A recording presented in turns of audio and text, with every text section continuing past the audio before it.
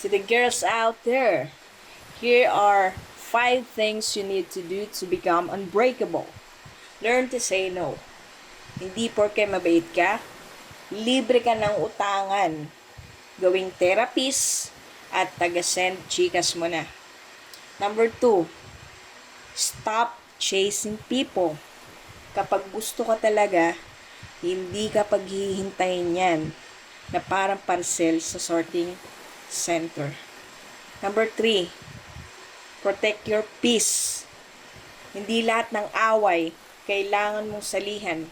Minsan, best reply ay, okay, sabay tulog. Number 4, invest in yourself. Mas magandang gumastos sa skincare, pagkain, at pangarap kaysa sa taong sin lang ang ambag sa buhay mo. Lastly, number 5, never depend your happiness on one person.